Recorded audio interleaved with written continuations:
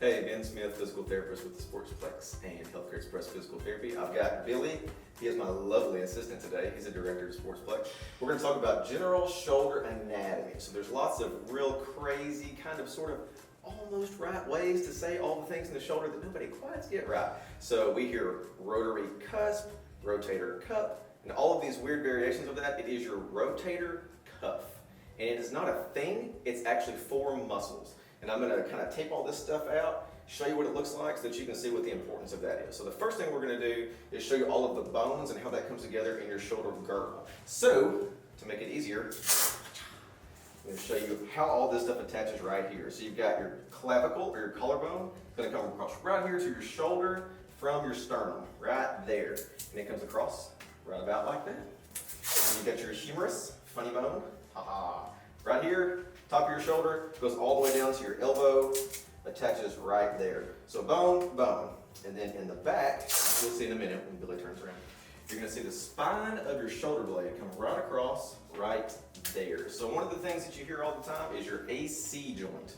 You're gonna hear, I sprained my shoulder. That's what a shoulder sprain is. It's right here. It's where your acromion from your scapula comes across, and your clavicle, AC joint right there. Lots of little things go in and out in front of there. That's where you get impingements. Lots of little sharp, tingly kind of pains. Ow, overhead stuff. Ow, across stuff. So, next thing, muscles. So not a whole lot of muscles in the front of the shoulder, which is ironic because where do most people work out? The front of their shoulder, right? So you've got long head of your biceps. It's going to come right up here. It goes underneath that bone right there. That's why it gets impinged so easily.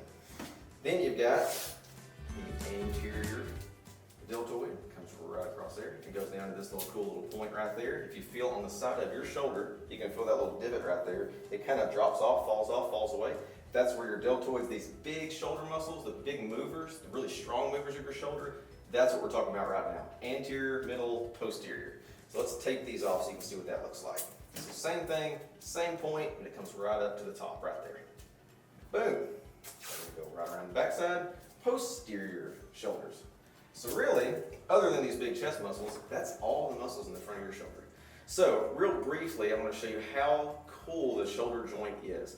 It's a super mobile joint. You can move it 360 degrees, rotational like this, 180 up in the air, 180 like that. It's just really made for movement. So the drawback and the problem with that is that it's really made for movement. So it moves places sometimes where it shouldn't. That's where you get all these little things pulling different directions, you get tightnesses, and it really gets stuff sitting where it's not supposed to. So, as a visual example, this is about the size of the head of your shoulder right here. And if I was looking for something that would be analogous to that, it would be this quarter. So your entire shoulder joint, your glenohumeral joint, this humerus right here, that goes up and attaches to your shoulder blade where it comes across right there, is a golf ball on a nickel. That's it. That's all the bony contact that your shoulder has. That's why it moves around, slips, slides. This little green thing right there, if I were to just slide that in there, that would be your labrum. So when you hear somebody say, I got a labral tear, I've got a slat tear, something like that, I've got clicking, popping, grinding, all that kind of stuff when I move the head of this around, that's what that's from. So I'm going to get Billy to turn 180 degrees that way, and I'm going to show you what the actual rotator cuff is. So first of all, let's get this big tape out because you've got a really cool big shoulder blade right there. So we've got Billy turned around now. Now we're going to talk about the back of the shoulder, and this is really where the rotator cuff comes into play. So this is a group of muscles that give your shoulder a ton of stability when you're doing the really heavy movements, the out away from your body movements, out to the side, and they rotate. They're all rotational movement muscles. That's why they're called the rotator cuff. So the first one is, you can see right here, I drew this little spine on Billy's shoulder blade right here. It's top of the scapula right here. So the first muscle is called the supraspinatus. That is Latin for above the spine. So it sits right above the spine of the scapula right there and comes right over to the top of his shoulder. Right there. The next muscle is your infraspinatus, which means right below the spine. So, as you can guess, it goes right below the spine. It sits in this area right here, kind of this little concave right below the spine.